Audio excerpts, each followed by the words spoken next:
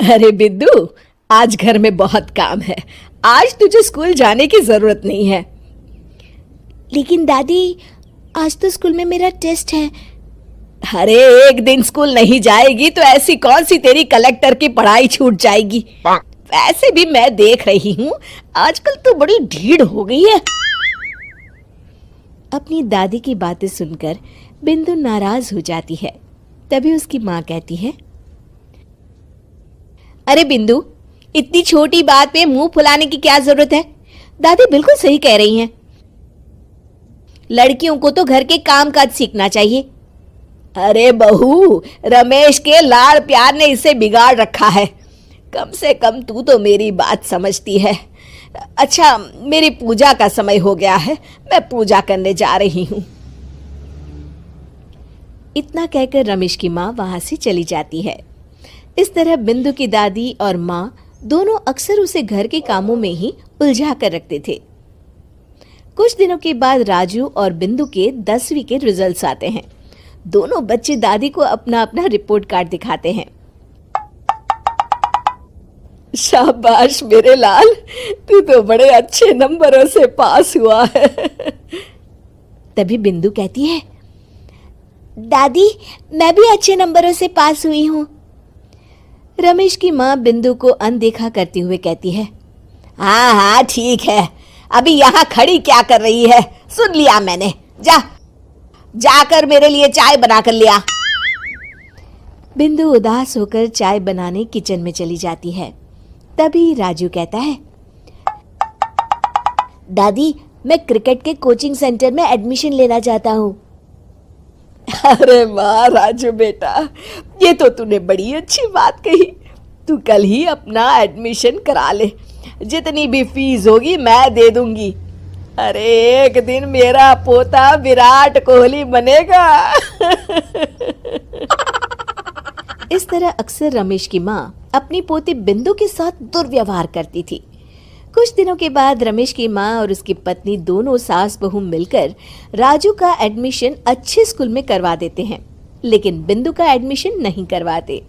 इस बात से नाराज होकर बिंदु अपनी दादी से कहती है, लेकिन दादी, मुझे भी आगे की पढ़ाई करनी है।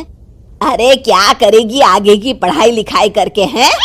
आज से ये पढ़ाई का भूत अपने दिमाग से उतार दे। इतना कहकर रमेश की माँ वहां से चली जाती है। उस दिन के बाद से बिंदु की पढ़ाई हमेशा के लिए छूट जाती है और उसकी दादी उससे घर के सारे काम करवाना शुरू कर देती है।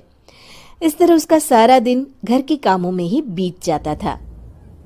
कुछ दिन बीत जाते हैं और एक दिन रमेश छुट्टियों पर घर आता है। बिंदु को घर के काम करते हुए देख उससे कहता है, अरे बिंदु बेटा, तुम स्कूल नहीं गई? पिताजी, दादी ने मेरा एडमिशन कराने से मना कर दिया है।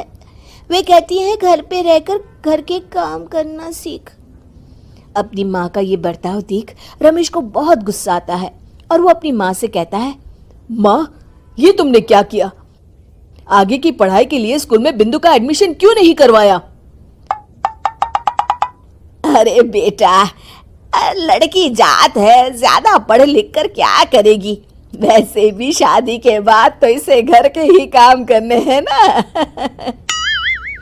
तुम किस जमाने में जी रही हो माँ? अगर कल्पना चावला के घर वाले भी तुम्हारी सोच के होते तो क्या वो पूरी दुनिया में हिंदुस्तान का नाम रोशन कर पाती? इसका स्कूल छुड़वाकर तुम इसका भविष्य बर्बाद कर रही हो, लेकिन मेरे रहते ऐसा नहीं होगा। बिंदु बेटा, कल ही तुम्हारा एक अच्छे स्कूल में एडमिशन करा दूंगा। तुम जितना चाहे उतना पढ़ो। मेरे होते हुए तुम्हें किसी बात की चिंता करने की जरूरत नहीं है।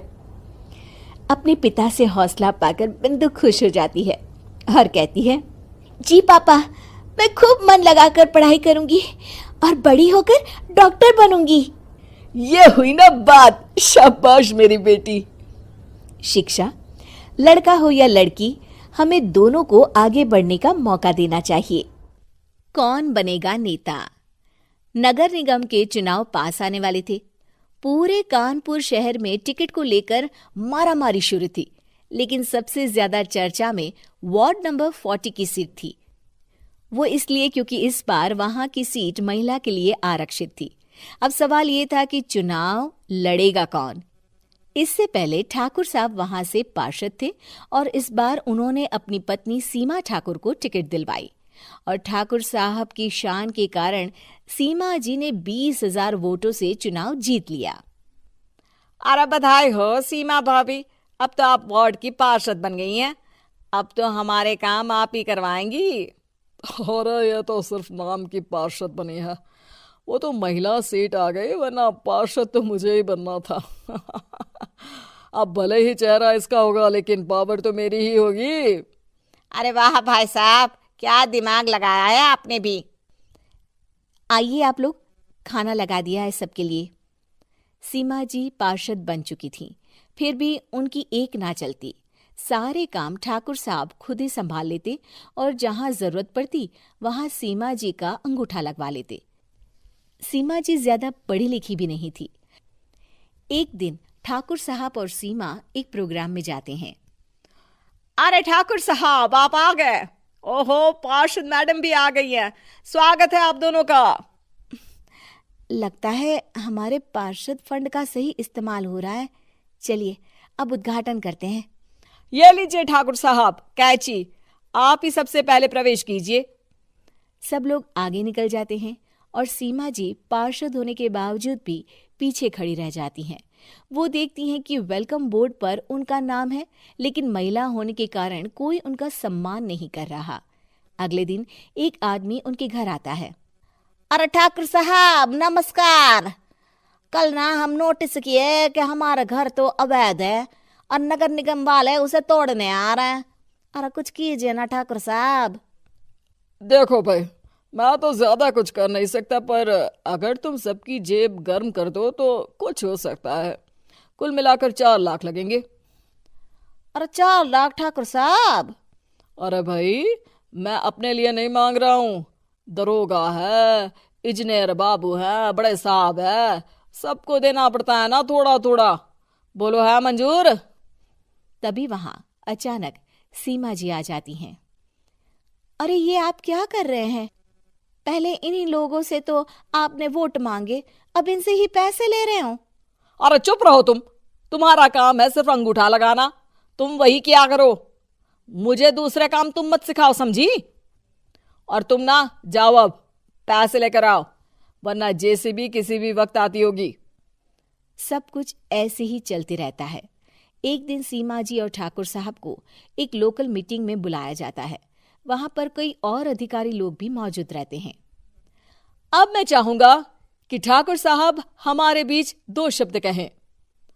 मेरे प्यारे भाइयों और बहनों, आज मेरा सौभाग्य है कि मैं आप सबकी सेवा दिन रात कर पा रहा हूं। आपने मेरी पत्नी को भारी मतों से जिताया है, इसलिए मैं आप सभी का शुक्रगुजार हूं।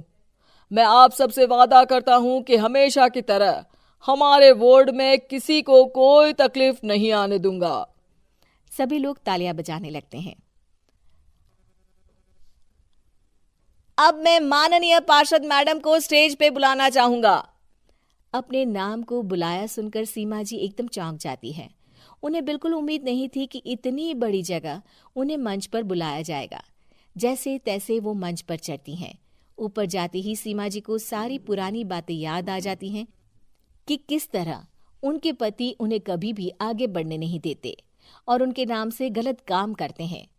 वो बोलने लगती हैं, मैं आपके वार्ड की पार्षद सीमा हूं। आप में से बहुत कम लोग ही मुझे जानते होंगे, क्योंकि इससे पहले मुझे कभी ऐसा मौका ही नहीं मिला। सारे मौके मेरे पार्षद पति यानी आपके ठाकुर साहब ही लेते रहे, लेकिन आज ये मौका मुझे मिला है तो मैं इसे ऐसे ही नहीं जाने दूंगी। मैं आपको ये बताना चाहती हूँ कि आपके ठाकुर साहब मेरे नाम की आड़ में गैर कानूनी काम करते हैं, जिस पर अंगूठों के निशान मेरे होते थे। इसीलिए मैं अपनी गलती मानती हूँ और आज अपने पद से इस्तीफा देती हूँ, ताकि आगे से कोई गलत काम ना हो पाए। अब फैसला आप सबके हाथ में है कि आप हमें क्या सजा देना चाहते हैं। सीमा जी की बातें सुनकर ठाकुर साहब के चेहरे का रंग उड़ जाता है और वो शर्म से मुंह नीचा करके वहां से चले जाते हैं और पद से इस्तीफा देकर ही सही सीमा जी अपने आप में आत्मविश्वास महसूस करती हैं।